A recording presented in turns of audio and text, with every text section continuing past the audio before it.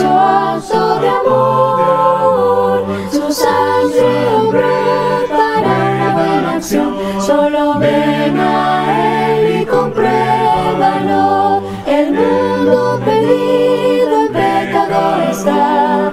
Él quiere sacarte de ahí. Si vienes a Él, tu vida cambiará. Solo ven a Él y compruébalo. Ansioso está de recibirte a ti.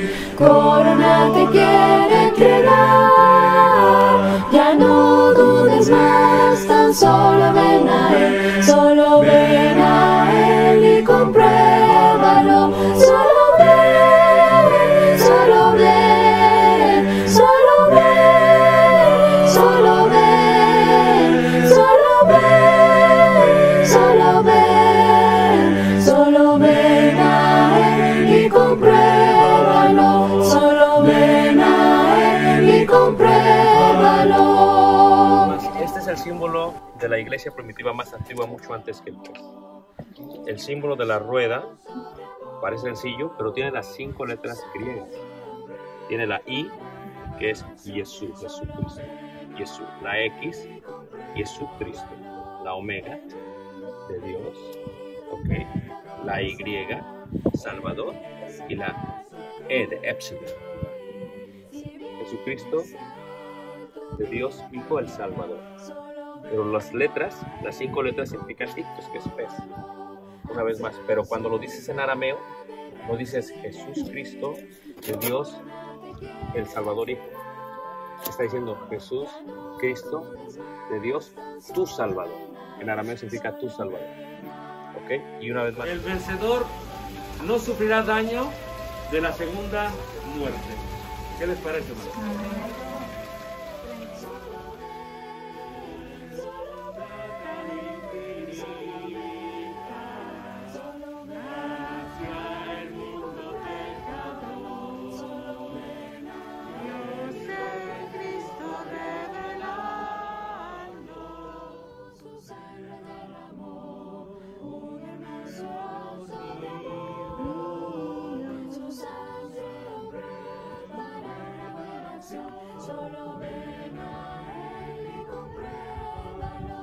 Escribe al ángel de la iglesia en Tiatira, el Hijo de Dios, el que tiene ojos como llama de fuego y pies semejante al bronce pulido, se dice esto: yo conozco tus obras, tu amor, tu fe y tu servicio. Dice, escribe al ángel de la iglesia en Sardis, el que tiene los 7 espíritus de Dios y las 7 estrellas, dice esto: yo conozco tus obras, que tienes nombre de que vives y estás muerto.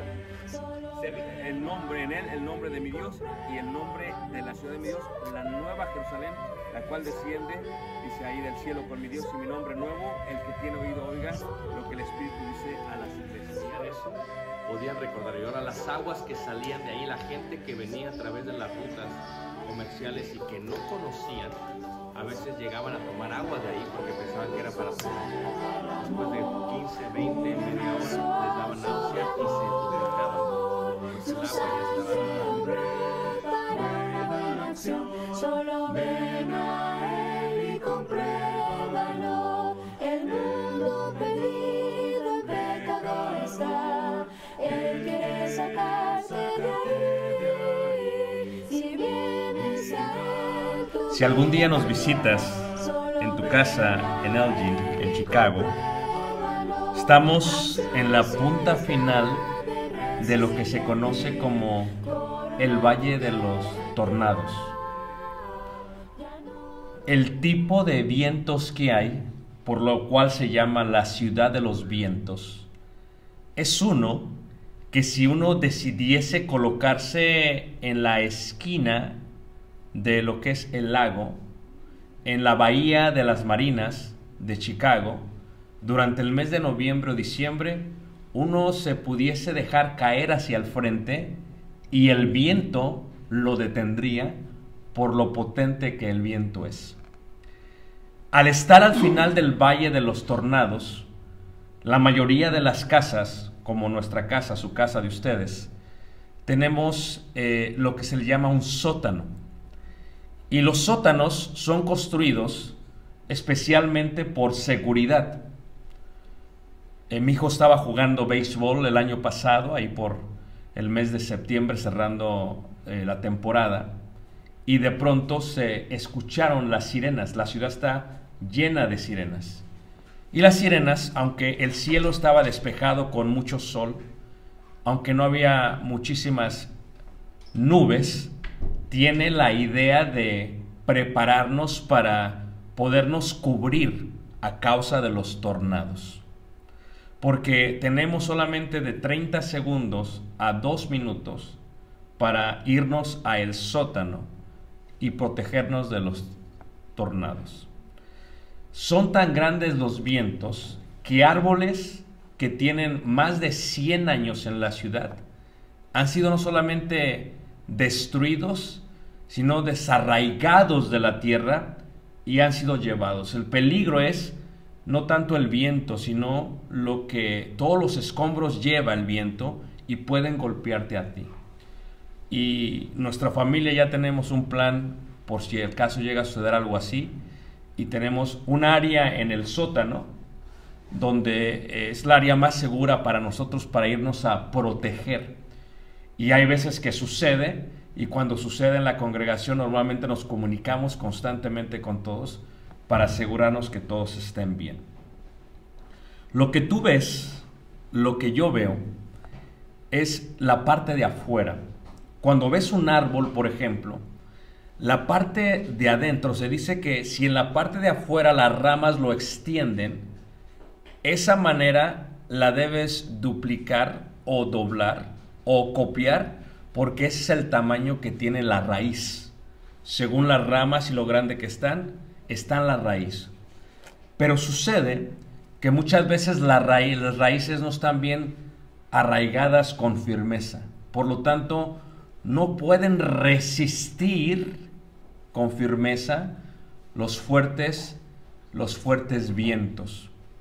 En Efesios, por ejemplo, se habla, en la segunda carta, el apóstol Pablo hace una referencia en la cual yo estoy hablando. Y si no estuviste en la lección de ayer, estamos por secuencia, espero no perderte, aunque cada tema tiene su mensaje individual, es una secuencia de la temática. Y en Efesios capítulo 4, en el versículo 14, se habla acerca de ello, de lo que es un viento. Lo que tú ves, lo que yo veo, es la parte secular, la parte física, es lo de afuera del árbol, lo que está sobre la tierra del árbol. Pero la parte de adentro es la más importante. ¿Por qué es la más importante? Porque la parte de adentro es la que define lo que está en la parte de afuera.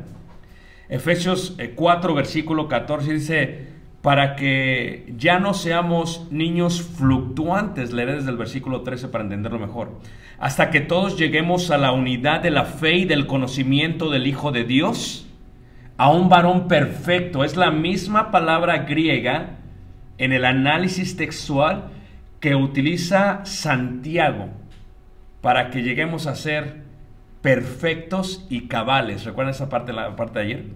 ¿Por qué tenemos vientos o diversas pruebas? Para que lleguemos a ser perfectos y cabales. Para que lleguemos a la madurez, dice ahí la palabra de Dios, dice, para que lleguemos a un varón perfecto a la medida de la estatura de la plenitud de Cristo. O sea que para llegar a esa estatura, para ser semejantes a nuestro Maestro, a nuestro Señor, a nuestro Salvador, para que ya no seamos niños fluctuantes llevados por doquiera de todo viento de doctrina. ¿Por qué es tan importante el identificar los distintos tipos de emociones y sentimientos? Porque ello es lo que es la raíz de nuestra vida espiritual. La raíz que está debajo de la tierra es lo que va a sostener el tornado o lo que nos va a desarraigar y nos va a llevar. La palabra que utilizaba Pablo era arraigados. O sea, crecer, no en la parte de afuera, porque eso se da por sí solo. La raíz tiene que crecer adentro, tiene que profundizarse para que pueda resistir con firmeza lo que puede pasar. Lo de afuera es solamente un reflejo de lo que está adentro. Pero muchas veces nosotros nos enfocamos más en la fachada, en la imagen, en lo que proyectamos o presentamos, en el espectáculo. Y ese es uno de los grandes errores que tenemos.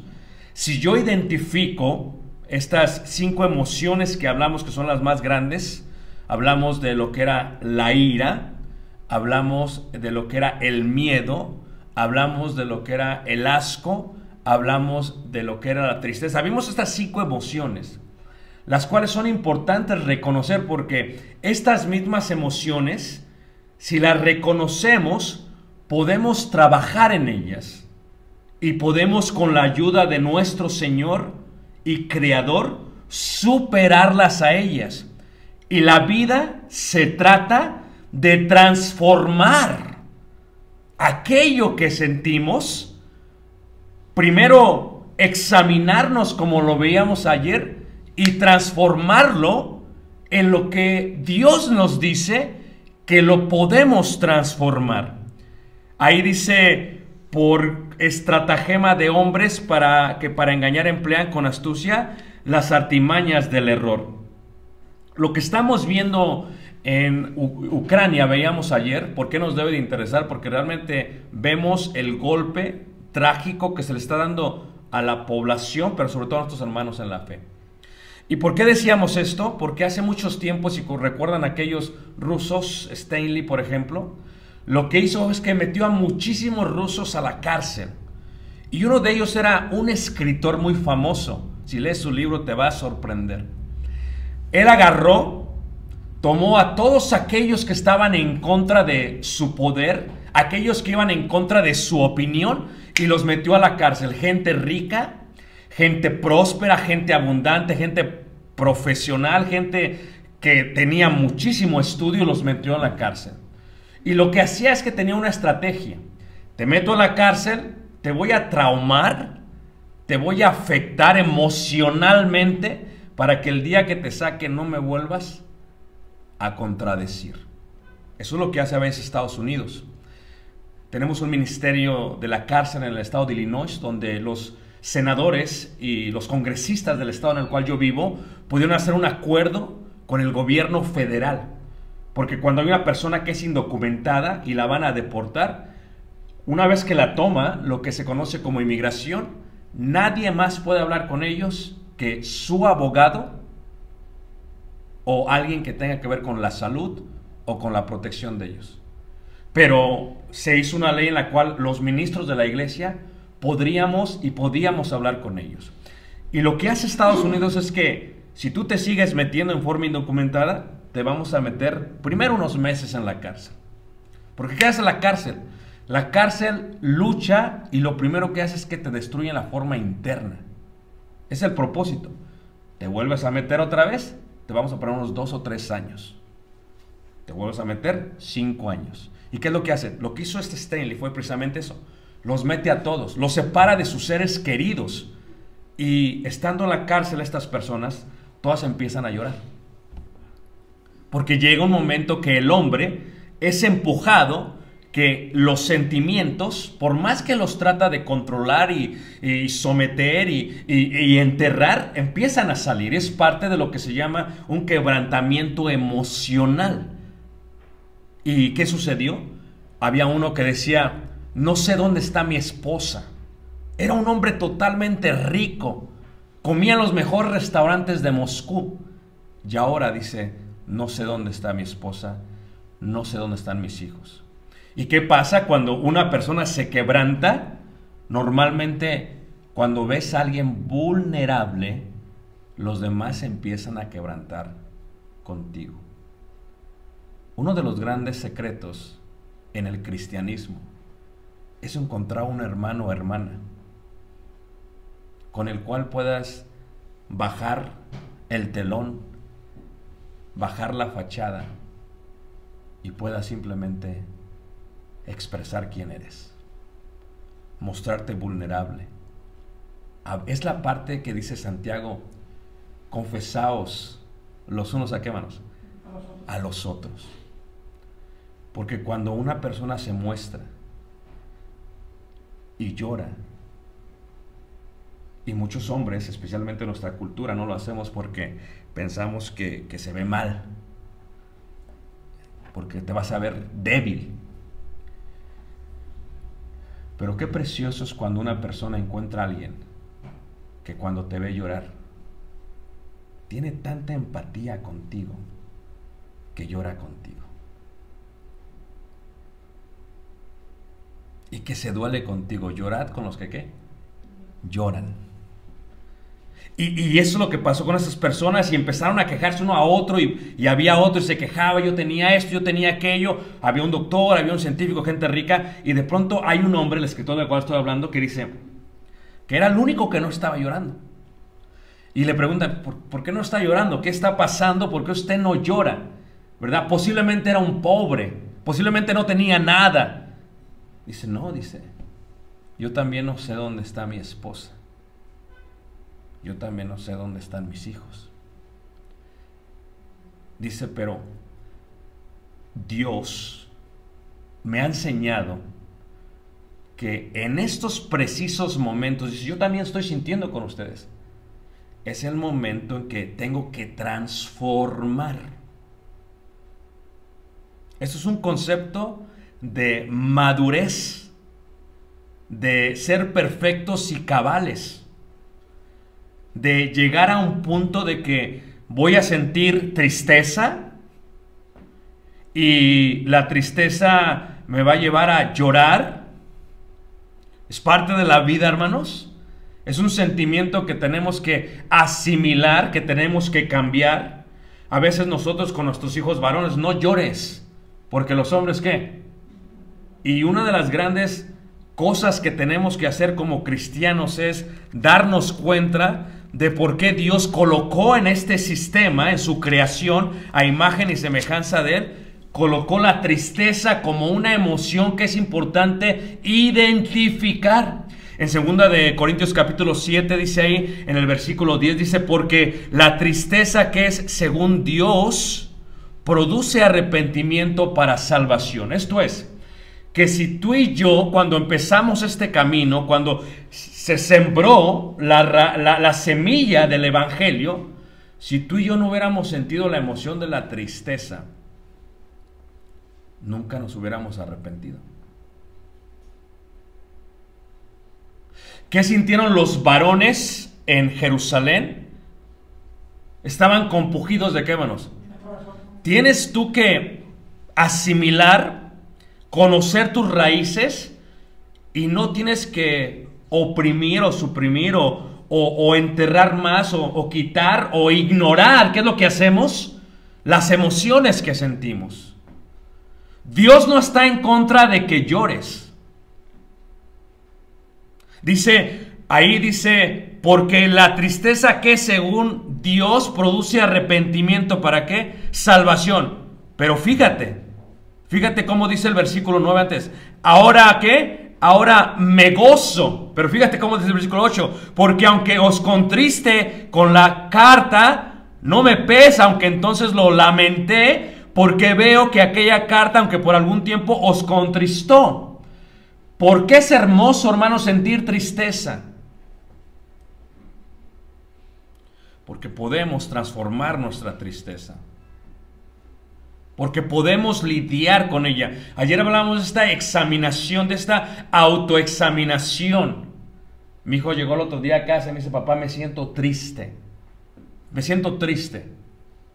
Y es que en esta sociedad te enseñan que tienes que buscar solamente la alegría. O sea, que la única manera de que puedas ser feliz es sintiéndote alegre. Es una gran mentira que tenemos que sacar de nuestra mente.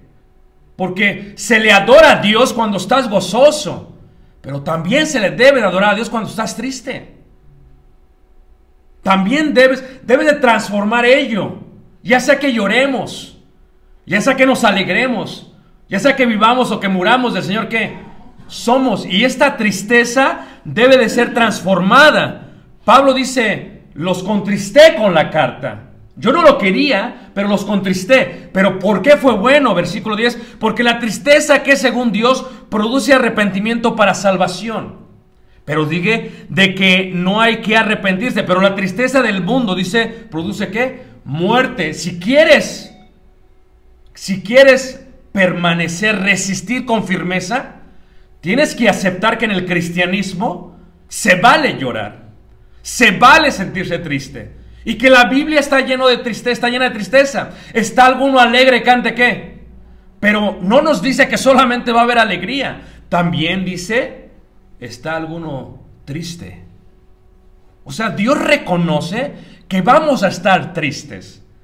Y quiere que reconozcamos esa tristeza, que cuando uno no la reconoce, esa tristeza te puede inundar, como dice ahí, para transformarse en una tristeza del mundo que produzca ¿qué? Muerte. Y esa es la clave para poder permanecer, poder resistir con firmeza. Si tienes una raíz de tristeza, está bien. Tienes que aceptarla. Y tienes que llorar. ¿Qué pasa con la gente que muere un ser querido y no hacen un duelo, hermanos? Lo ignoran, lo pelean. Es un gran error. A veces cometemos este error en la iglesia de que fallece una persona que es cercana a nosotros y tal vez era miembro de la iglesia, era mi padre o mi madre, y a veces que alguien nos llega a preguntar, ¿cómo estás? Y a veces tiene esta fachada, la parte de afuera del árbol, y dices, estoy bien, gloria a Dios, mi papá está ya descansando en el Señor. Pero por dentro te sientes morir. Esa no es la manera en que tenemos que lidiar con nuestros sentimientos, con nuestras emociones, con nuestro cristianismo. Jesús está en Betania, en la casa de la pobreza, y viene caminando y pasa el monte de los olivos. Y en Betania, donde estaba, fue unos días antes, y cuando llega, María y la hermana tienen el sentimiento de ira. Una de ellas está enojada con él. Si tú hubieras estado aquí, mi hermano no hubiera muerto. Y después Jesús, hermanos, tiene esta increíble empatía. Es Dios, es Dios con nosotros. Es el que creó todos los cielos y la tierra y todo lo que en él habita. Dios es tan poderoso, hermanos. Y aún así, hermanos, el gran Señor, sabiendo que va a resolver todo, tiene esta empatía y llora. ¿Y Jesús qué, hermanos? Lloró. Pablo sabe. Pablo estaba triste. Es normal, hermanos. Si tu papá o tu hermano o alguien muere, debes de llorar. Debes de gritar si quieres. Si te vas a humillar, está bien. Pero después tienes que transformar. Se vale llorar. Se vale cuestionar, sí, está bien, somos humanos, pero tenemos que transformar y tenemos que superar y tenemos que volver ¿qué? A crecer. Esta parte de la tristeza puede transformarse en algo que de pronto se empieza a desarraigar, pero si la reconoces, puedes lidiar con ella, puedes pedirle a Dios. Fíjate las palabras de Jesús, dice, pero tu tristeza se va a transformar. ¿En qué, hermanos? En gozo. O sea, Dios es un Dios de transformación. Ese es el mensaje de toda la Biblia. El mensaje es que tú eras esto, ahora eres esto. Porque Dios puede. Dios sabe cómo transformar. Toma seres que son totalmente ordinarios y los hace extraordinarios. Nos toma a nosotros del fango, del lodo, de la basura y nos transforma. Pero el arrepentimiento no puede suceder si no hay tristeza. ¿Te acuerdas cómo está David? Y normalmente aquí en México se daba que cuando una persona moría, recuerdo cuando yo era pequeño en el pueblo de mi madre, que llegaron unas señoras y dice, mamá, es que las contrataron. Digo, ¿para qué? Dices que ahorita van a empezar a llorar. ¿Alguien vivió esos tiempos? Y llegaban al funeral y lloraban y gritaban. ¿Por qué? porque lo hacían para que la familia se sintiese identificada y sintiesen un poquito de empatía. Uno tiene que llorar. Dios nos creó con emoción. Es parte de la vida, pero no puedes dejar que esa tristeza haga que un viento te lleve. Que te lleve por un lugar donde no quieres ser, ¿qué? No quieres ser llevado. Tienes que transformarla, y hablar un poquito de esto. La forma en que la transformas es a través de somos el medio. Tú eres el medio. Dios nos puso aquí por una razón. Tú eres, cuando ves a alguien, eres el medio. ¿Por qué vas a pasar por problemas? Como todos pasamos por problemas y con muchas tristezas, para que tengamos empatía, para que sepamos lo que se siente, porque todos vamos a perder a un ser querido. Y es parte de la vida. Es parte de lo que tiene que suceder. Y lo tenemos que empezar a abrazar.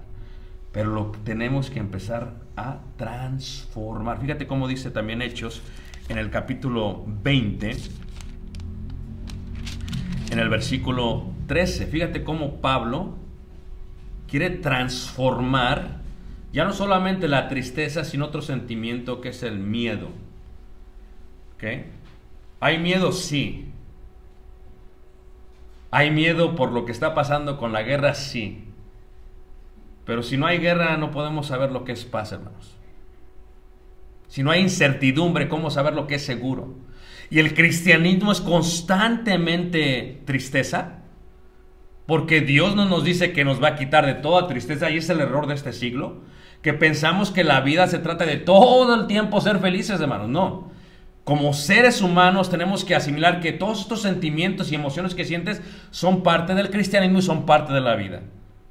Y que estar triste, hermanos, es parte de ser cristiano. Y es parte de que Dios así te está bendiciendo.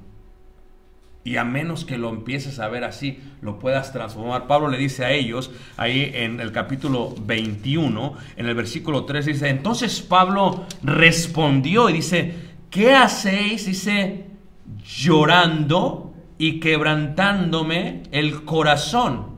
Hechos 21:13. Pablo se encuentra ante un efecto, dice ahí en el versículo 11, fíjate cómo lo leeremos del versículo 11, fíjate qué dice, quien viniendo a vernos tomó el cinto de Pablo y atándose los pies y las manos dijo: esto dice el Espíritu Santo, así atarán los judíos en Jerusalén al varón de quien es este cinto y le entregarán en manos de los gentiles. Al oír esto le rogamos nosotros, los de aquel lugar, que no subiese a Jerusalén. ¿Qué es lo que empiezas a ver esto? ¿Qué es lo que empiezas a ver en este concepto? Empieza a ver algo. El miedo, hermanos, puede literalmente paralizar al ser humano. El miedo te puede paralizar. Pero ¿por qué Dios puso el miedo en nosotros? Tiene un propósito, hermanos. El miedo tiene un propósito en nuestra vida. El miedo es hermoso si lo sabes identificar. ¿Nunca te ha pasado que a veces estás en alguna conversación con hermanos o con alguien y empiezan a temblarte las piernas? ¿Y qué haces? Y mueves los pies como que cálmate, cálmate. Soy yo, o sea, eso. El miedo es parte de lo que todos sentimos. El miedo es bueno, hermanos. El miedo, dice el salmista y el proverbista, que nos ayuda a vivir más tiempo. Los que tienen miedo a veces lo traducen como yira, como temor. Dice: vivirán largos días. Porque fíjate las locuras que hace un joven, pero a veces le da, ¿qué, hermanos? Miedo. Y si no hubiese miedo, esa parte que como que te detiene, que te ayuda a reflexionar, a ser prudente, a pensar qué sucede. Pero el miedo puede paralizarte y el miedo puede hacer que tú hagas algo que no deberías de hacer. Y lo que pasa es que el Espíritu Santo le dice a Pablo, a través de este profeta: a este lo van a atar, este va a pasar azotes allá con los judíos. ¿Y qué hacen los hermanos? Su respuesta de ellos: le rogamos nosotros y los de aquel lugar que no subiese a Jerusalén. ¿Por qué muchos hermanos no están aquí? Por miedo. ¿Por qué mucha gente no viene a Jesús? Por miedo. Una de las respuestas que siempre me dan cuando bautizamos a alguien es: ¿y por qué no habías obedecido al evangelio? Dices que tenía miedo. ¿De qué tenías miedo? Dice, es que tenía miedo de volver a caer, dice. Tenía miedo de volver a caer o ser peor como lo que soy ahora antes de venir al Señor. Hermanos, si tuviésemos miedo, ¿quién pudiese predicar? Si tuviésemos miedo, ¿quién pudiese lanzarse como misionero? Si tuviésemos miedo, ¿cómo le podríamos decir a mamá o a papá que tienen que escuchar del evangelio? El miedo nos paraliza. Nos encontramos tal vez en una mesa con gente de mucho conocimiento, gente de ciencia, gente preparada, y sentimos que no estamos preparados y nos da miedo, nos paraliza, porque es gente de mundo. Y porque es gente de mundo pensamos que el evangelio no va a tener poder. Y Pablo dice, no, el evangelio, dice, es el poder de Dios. ¿Para qué, hermanos? Para salvar. Pero el miedo me va a paralizar. Por miedo muchos no vinieron. Por miedo muchos no van. La pandemia mostró el miedo y muchos se paralizaron y siguen paralizados en sus casas. Y déjame decirte que no hay nada que afecta más a la iglesia que la inactividad. Y que sí tenemos que ser prudentes, hermanos, pero tiene que llegar un momento en que tienes que transformar tu miedo. Porque si la vida va a ser de miedo, hermanos. Imagínate tú aquel que tiene su esposa, su esposo al lado. O sea, ¿te acuerdas cuando te le declaraste a tu esposa? Y dijiste, híjole, a lo mejor me va a decir que no. Te tuviste que armar de valor, ¿a poco no? Y tuviste que arrodillar. Y tuviste que decirle, mira, aquí estoy. A lo mejor me dices que no, pero ahí va. ¿Verdad? Hermanos, todos tenemos miedo. Pero Pablo contesta, dice, entonces Pablo respondió, ¿qué hacéis llorando? Fíjate, miedo por él. No subas, Pablo. Quédate con nosotros. Miedo, tristeza. Fíjate los sentimientos. Fíjate, si hubiera Pablo escuchado a ellos, no sube. Si Pablo no sube, hermanos, no da el testimonio.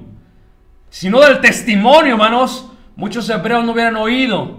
Pero fíjate cómo es un efecto dominó.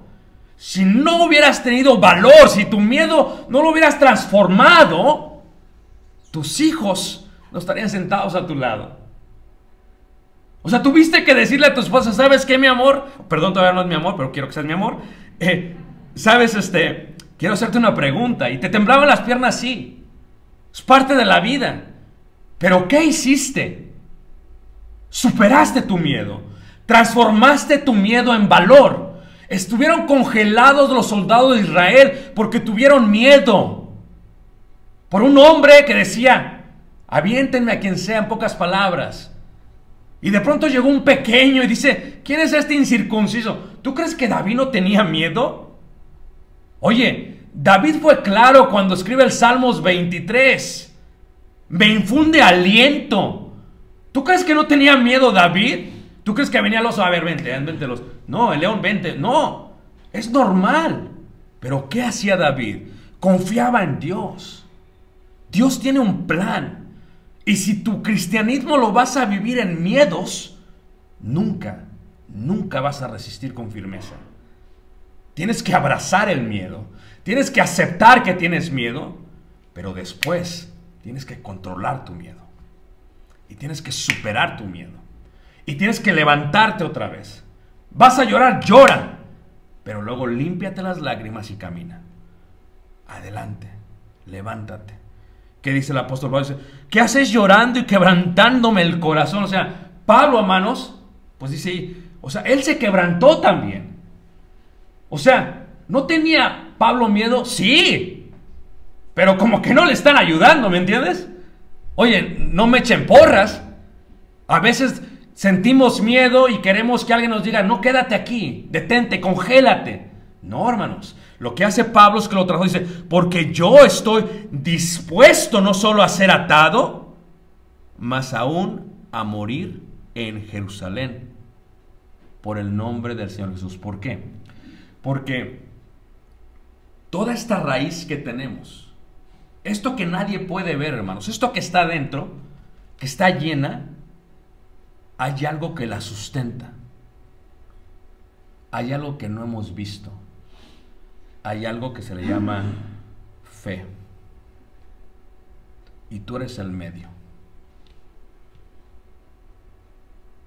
Porque mucha gente tiene miedo. Y tú eres el medio. Y si tú no te ves como el medio, si a ti te va a dominar eso, hermanos, no vas a resistir con firmeza.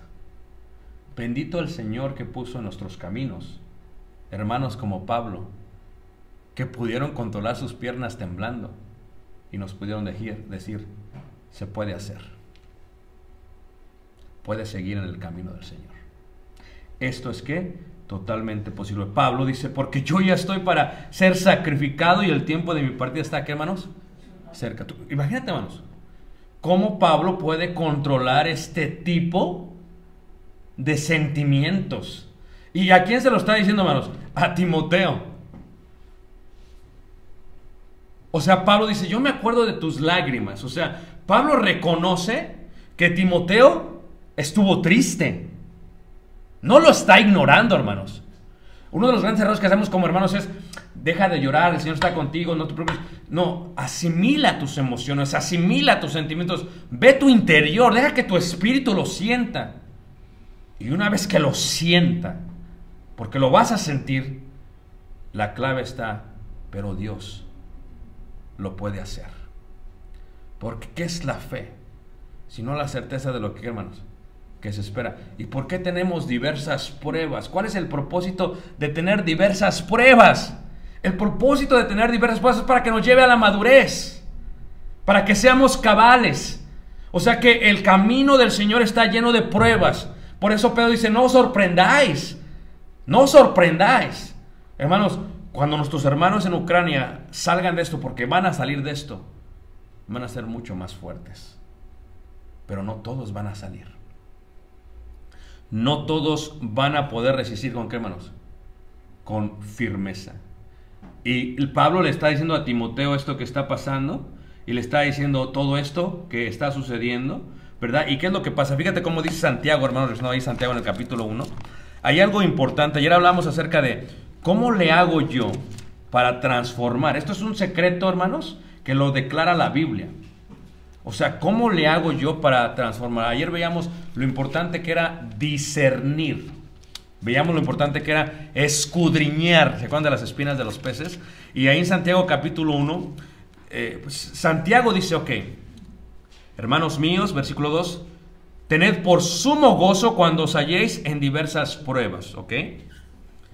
Sabiendo que la prueba de vuestra fe produce paciencia, mas tenga la paciencia su obra completa para que seáis perfectos y cabales. Ahí está, perfecto. O sea, para que tú y yo lleguemos a la perfección, se requieren pruebas.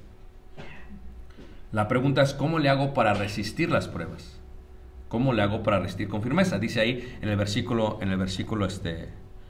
4, sin que os falte cosa alguna. Versículo 5 dice, y si alguno de vosotros tiene falta de sabiduría, va a llegar un momento, hermanos, que la tristeza te va a consumir. Va a llegar un momento que no solamente el miedo te va a consumir, va a llegar un momento que no sabes qué hacer. A mí me ha pasado, hermanos, a todos nos pasa esto. Llega un momento que dice, ¿qué quieres de mí, Señor? Dímelo, porque no te entiendo. Ese es el momento, hermanos, crucial. ¿Y cómo lo vas a transformar? ¿Cómo puedes transformar un momento tan trascendental en tu vida? Porque son momentos totalmente importantes, hermanos. Son momentos que van a cambiar no solamente el destino de tu vida, el destino del futuro, de la eternidad. Muchos hermanos no resisten con firmeza y muchos se han ido por tristeza y también se ha ido por miedo.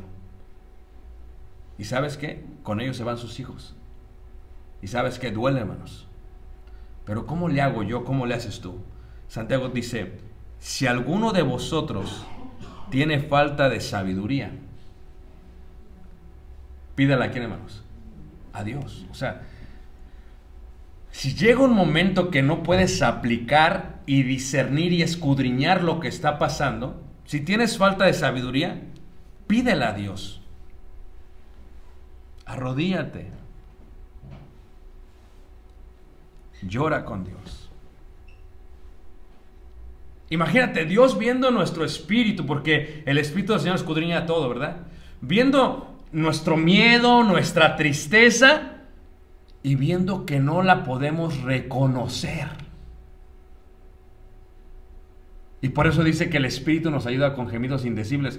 O sea, Dios quiere que hablemos de eso con Él. Dios quiere que diga, ¿sabes qué? Así me siento, Señor. Esto es lo que estoy pasando. Dice, si alguno tiene falta de sabiduría, dice, pídala a Dios. Pídele a Dios. Tengo miedo, Señor. ¿Cómo transformas tu miedo en poder? ¿Cómo le haces para pasar de un lado a otro? ¿Qué utilizas? ¿Verdad? Muchos le llaman como si fuese un puente, ¿verdad? En hebreo se le llama emunaj. Emunaj es el aspecto de fe. ¿Qué es la fe? No ha pasado, pero estoy seguro que va a pasar. Dice Pablo, no he estado allá, pero estoy dispuesto a morir. Pase lo que pase, voy. Es un puente que te ayuda a reconocer. Ese poder de cruzar el puente, hermanos, cuesta mucho trabajo. Es darte cuenta de que no estoy bien. Es lo que hizo David, porque David era un excelente, hermanos, hombre de fe. Pero ¿cómo lo canalizaba? Reconociendo. Respóndeme cuando clamo. Fíjate, cómo David lo canalizaba. No los escondió. Le digo a Dios, así me siento. Lo ves cuando escribe David, lo sientes muy sincero. Lo ves cuando lo escribe David y sientes que es muy directo.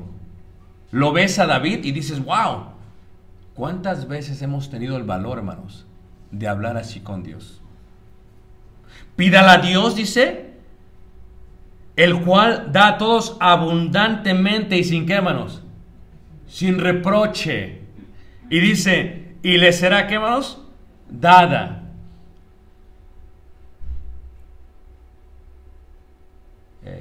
El día de hoy me pasó que nunca me había pasado.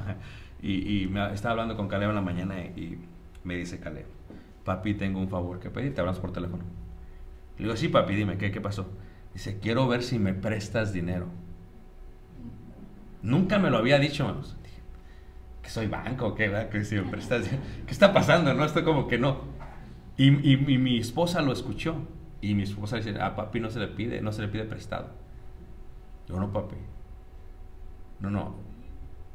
Dime para qué lo quieres, te lo voy a dar. Porque en el momento que mi hijo sienta que me tiene que pagar algo, hermanos, va a tener miedo de pedírmelo. Y muchos de nosotros pensamos y hablamos con Dios pidiéndole prestado. Y no. Si tú le pides a Dios algo, te lo va a dar. Y no te lo va a reprochar. Te lo va a dar. Es más, la razón por la cual pasamos por pruebas, por pandemias y por guerras, Dios lo permite porque es la única manera, hermanos, que vamos a reconocer lo que está pasando y que se lo vamos a pedir. Dios quiere que tengamos esa confianza, que nos acerquemos al trono de su gracia.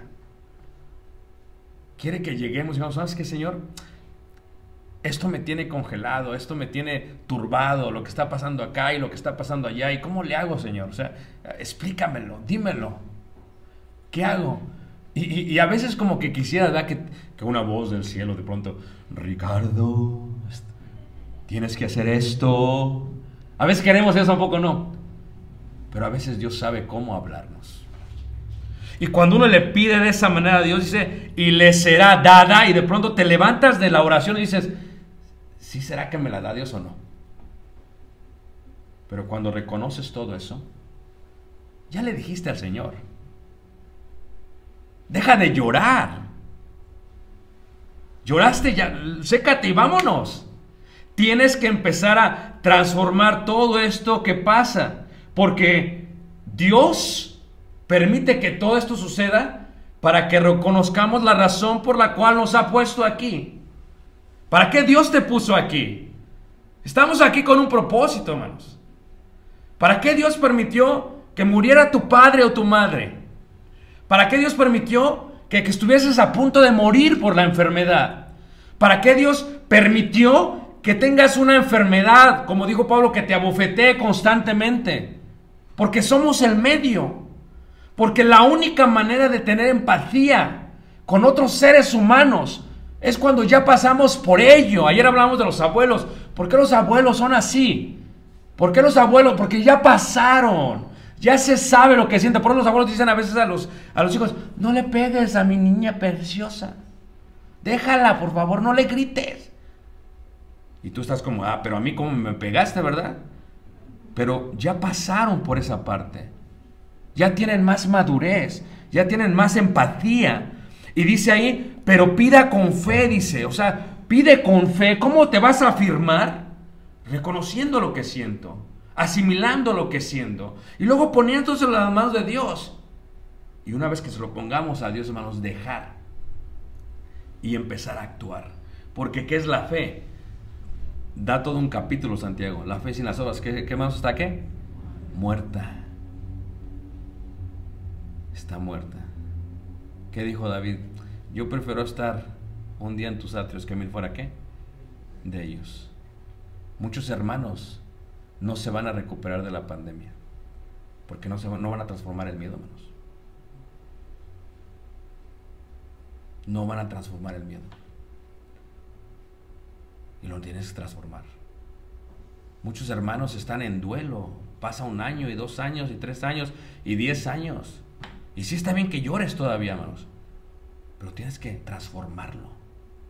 Porque para eso es la fe. Fe es la certeza de lo que se espera, la convicción de lo que, ¿qué, hermanos? No se ve, dice: pero pida con fe, no dudando nada, porque el que duda es semejante a la onda del mar que es arrastrada por el viento. ¿Por qué se arrastra el viento? Porque no hay raíz, hermanos. Porque no hay raíz. ¿Tenemos miedo? Sí. Es parte de la vida, hermanos. Siéntelo, abrázalo, asimílalo. Pero luego que lo asimiles, hermanos, te levantas y golpeas. Luego que lo asimilas, te levantas y luchas.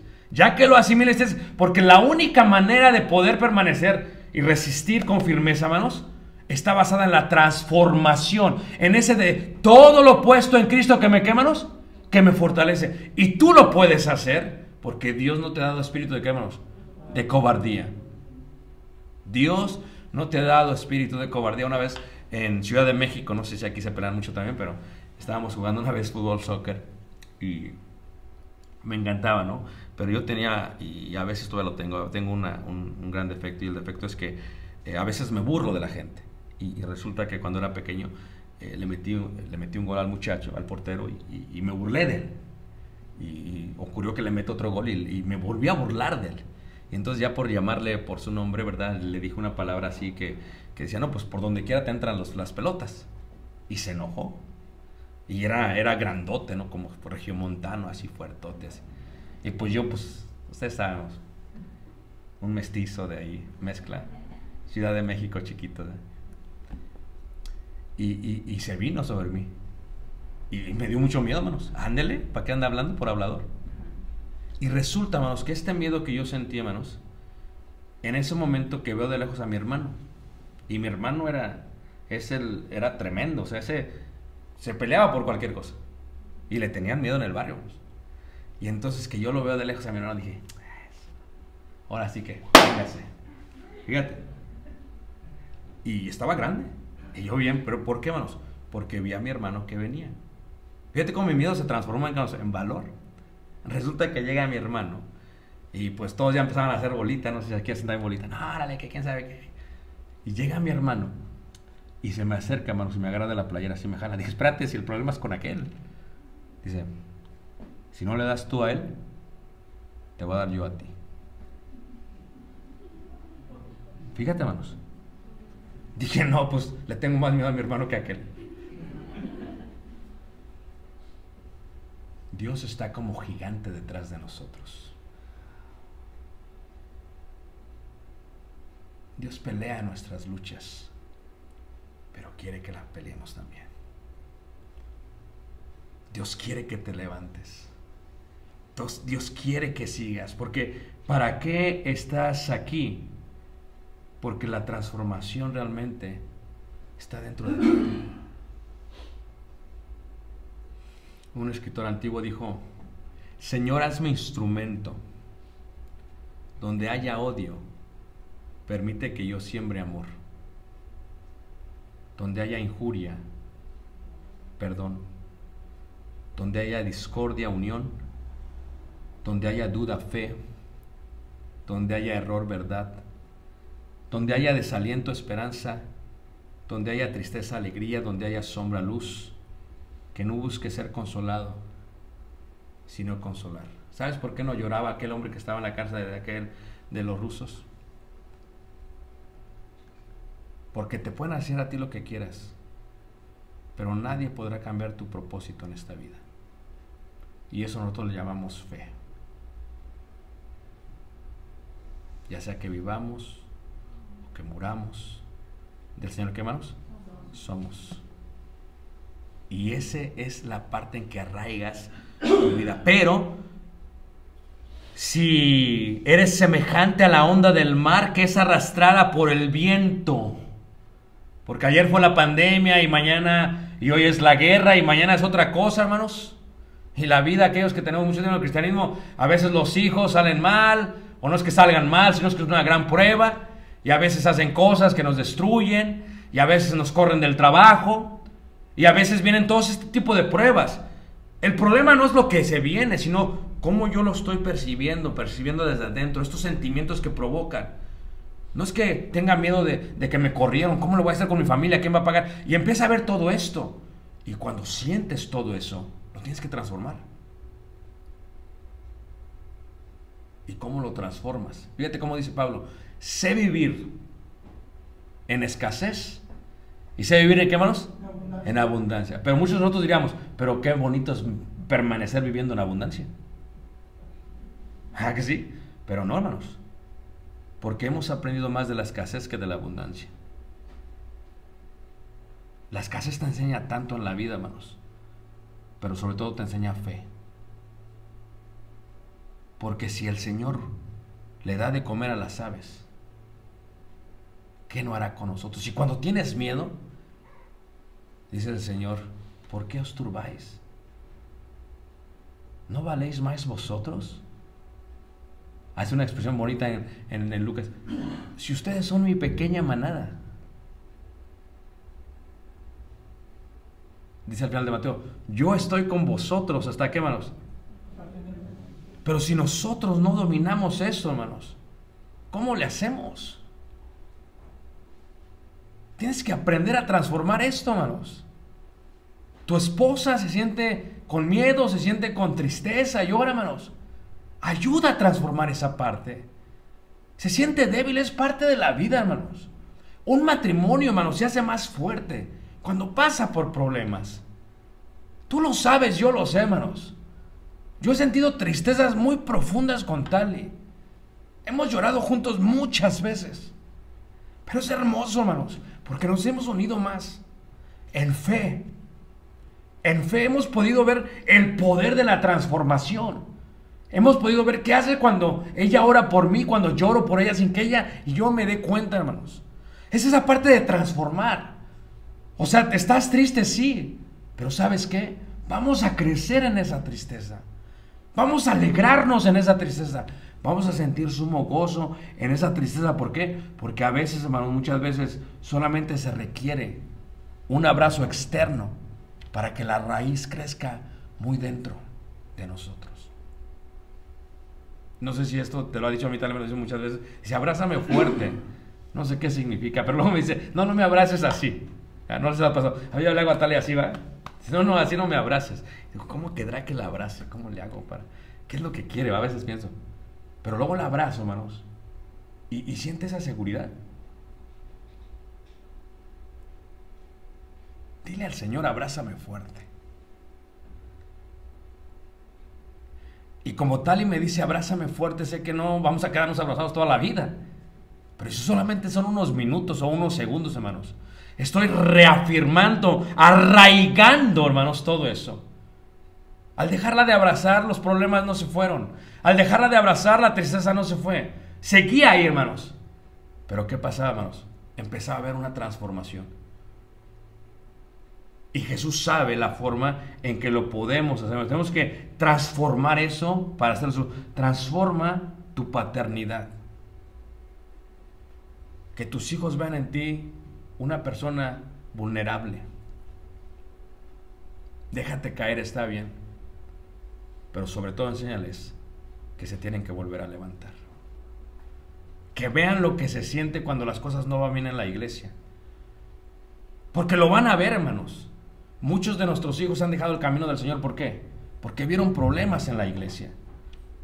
Porque vieron a todos llorando en la cárcel de Rusia. Pero tú eres el medio, tú estás ahí. Para llorar sí, después de decir, ¿sabes qué? Está bien, pero vamos a seguir adelante. Vamos a echarle ganas. ¿Sabes que no nos fue bien? Pero vamos a seguir adelante. ¿Por qué? Porque le servimos al Señor. Ellos necesitan oír eso. Ellos necesitan ver eso. Ellos necesitan oír esa transformación. ¿Por qué? Porque es una oportunidad, hermanos. Porque debes de sembrar fe donde hay duda. Y donde hay temor, valor. Y debes de levantarte, hermanos, aunque a veces no se pueda. Yo admiro mucho a mi madre porque mi madre fue una mujer que luchó mucho en toda la vida, hermanos. Tuvo una vida difícil con mi papá y se siguió levantando. Y se siguió levantando. Y déjame decirte, hermanos, la mujer, hermanos, sin decir una palabra, le enseña tanto a sus hijos. Porque dices, ¿cómo es posible que mi madre, con todo lo que ha pasado, y aún sigue así? Y en la iglesia puedes transformar tu paternidad. Dices, no, hermano, es que yo estoy lleno de complejos y lleno de miedos y tengo heridas en el alma, pero ahora viniste al Señor. Debes de cambiar la vida, no puedes seguir siendo el débil eslabón. Debes de romper esas cadenas que tenían y que hacían que tus hijos no estuvieran firmes. Y debes afirmarlos, hermanos, porque el único regalo que le podemos dar a nuestra próxima generación, hermanos, es la fe. Olvídate de las herencias. La fe es lo más bello que les podemos dar a ellos. En una parte el apóstol Pablo dice que tenemos un tesoro en estos vasos de ¿qué, hermanos? De barro. El Espíritu Santo. Esta fe, hermanos, que se la podemos dejar. Tal vez tus hijos no se acuerdan del dinero que les dejaste, pero se van a acordar cada que te levantaste. Se van a acordar cuando tuviste temor y cómo lo superaste. Se van a acordar cómo lloraste y después cómo reíste, hermanos. Y eso puedes hacer todos los días de su vida y puedes transformar también tu paternidad. ¿Por qué? Porque al final del día tú eres el medio. Sé el medio. Cambia las cosas. Hay guerras, sí, hermanos. No nos podemos ir a meter, es una realidad. Pero hay una guerra interna en tus hijos. Sé el medio. Sé el medio. Dios te puso en tu casa con un propósito. Sé el medio. La gente se va a morir. ¿Has perdido un ser querido? Hermanos, la muerte, yo no sé cómo explicarlo a veces, hermanos. La muerte, hermanos, es parte de la vida. Es parte de la vida, hermanos. No queremos que nuestros seres queridos mueran, pero es parte de la vida. Escucha las palabras de Jesús. No gustarán la muerte hasta que venga el reino de Dios. ¿Cómo? ¿Me está diciendo que me va a gustar la muerte? Ve las palabras de Pablo. Porque para mí el morir es ¿qué? En ganancia. ¿Cómo es posible eso, hermanos? ¿Tienes miedo de morir? ¿Es algo natural? ¿Te asusta ir al doctor y no saber qué es el diagnóstico? ¿Es algo natural? El hecho de ser cristiano no te lo va a evitar.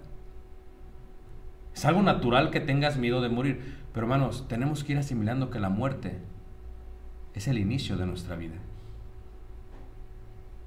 Es el inicio de una transformación increíble. De pasar de un cuerpo terrenal a un cuerpo dedicado hacia el cielo. De entender que en esta carne y sangre, se van a quedar los dolores y las lágrimas y todo esto y no va a doler nada más, no habrá llanto ni dolor. Por lo tanto, si alguien muere, ¿va a doler? Sí. ¿Lo tengo que asimilar? Sí, hermanos. Pero también tenemos que agradecer a Dios. Fíjate, el hombre tan perfecto o maduro, dice Job, daremos solamente gracias a Dios por lo bueno y no por lo que, hermanos, cuando lo malo me está ayudando a ser perfecto y cabal. Y cuando alguien muere en el Señor, hermanos, duele, sí, llora, sí, pero después deja que tu tristeza se transforme en gozo. Porque al final del día no están muriendo solos. Al final del día están contigo y conmigo. Al final del día, aunque su cuerpo ya no esté aquí, están allá. Y luego dices, entonces, ¿por qué estás cantando algo que no crees? Meditad en que hay un hogar en la margen del río de luz, donde van para siempre a gozar los creyentes en Cristo Jesús. Es más allá, hermanos. Duele, sí, pero qué hermosa graduación tienen nuestros hermanos en la fe. Por eso dice la Escritura que es estimada ante los ojos de Jehová la muerte de sus santos. Porque mientras tú lloras, ellos están gozando. Y si ves a un hermano o hermana llorar y asimilar su tristeza, abrázalo muy fuerte por unos minutos. No digas nada, solamente abrázalos. Y si se empieza a desanimar, ve con él, camina con él, consólale y camina con él. Y si te sientes triste, haz oración. Y si no entiende él y tú por qué están pasando las cosas, o por qué tuvo que morir él o ella, pídesela a Dios. Pídele a Dios, dile, Señor, ¿por qué pasó esto? Pídele a Dios, porque al final del día no están muriendo solos. ¿Por qué? Porque al final del día, hermanos, tenemos que humillarnos, pero tenemos que orar. Tienes que humillarte, así es parte de esto. Echar toda vuestra ansiedad, dice, en la mano poderosa de ¿quién, hermanos? De Dios. Y entonces, esta reflexión la dejo en tus manos. Para resistir con firmeza, tú lo puedes hacer. Puedes edificar en tu casa espiritual un sótano, como se edifican, ¿verdad? La gente que va del sur dicen, hermano, ¿para qué tienen sótano? Digo, es que si te explico va a tardar mucho, pero es por los tornados. ¿Qué es un tornado? Porque no se lo imaginan. Es un fuerte viento que viene y tienes un minuto para irte. ¿Para qué lo estás? ¿Para qué nosotros no lo tenemos? No es que tú no tienes vientos allá, pero nosotros sí. Pues ¿sabes qué, hermanos? Edifícate un sótano espiritual. Porque se viene el viento, hermanos. No es si va a venir, es va a venir. Y tienes que estar preparado. Y que ese sótano sea un lugar seguro para ti, en el hueco de la mano del Señor. Transforma lo que sientes. Transforma lo que sientes. Dices, ¿cómo? Con el poder de Dios y con la sabiduría de Dios. Y cuando hay odio, siembra paz. Y cuando hay duda, siembra fe. Y cuando hay soberbia, siembra humildad. Y cuando uno, hermanos, está conectado con el propósito de tu vida, hermanos, déjame decirte, nunca vas a caer jamás de la gracia. Pedro lo dice de esa manera. Si estas cosas abundan en vosotros, no caeréis jamás, sino que tendrán amplia entrada en el reino de ¿qué? De los cielos. No tengas miedo de que si vamos a llegar al fin o no. No. Vamos a llegar al fin totalmente. Con la ayuda de Dios. ¿Va a haber problemas? Sí. ¿Me va a morder la víbora? Totalmente. Pero Dios no va a permitir que muera. Sigue caminando. No sé por qué problema estás pasando esta tarde o esta noche. Lo que sí sé es que conozco al Dios que tenemos, hermanos. Y es un Dios de transformación. Si vienes con tristeza, Dios lo puede convertir en gozo. Si vienes con miedo, Dios lo puede transformar en valor. Mañana hablaremos un poco del resto de mañana, si os permito. Pero tú eres el medio. Abraza fuerte a tus hijos, tú eres el medio. Abraza fuerte a los hermanos, tú eres el medio. Encuentra la razón por la cual Dios te ha hecho a ti, porque venimos aquí con un propósito. Y una vez que la encuentres, no importa cuántos vientos vengan, sabrás lo que tienes que hacer. Los amamos entrañablemente, hermanos, y esperamos que Dios los utilice para sembrar su evangelio en un momento de tanto miedo, de tanta tristeza, y pueda convertir todo esto en ciudades de refugio seguras para estar firmes y resistir con firmeza hasta el fin. Dios les guarde y Dios les bendiga. Vamos a ponernos de pie y cantar un himno de invitación.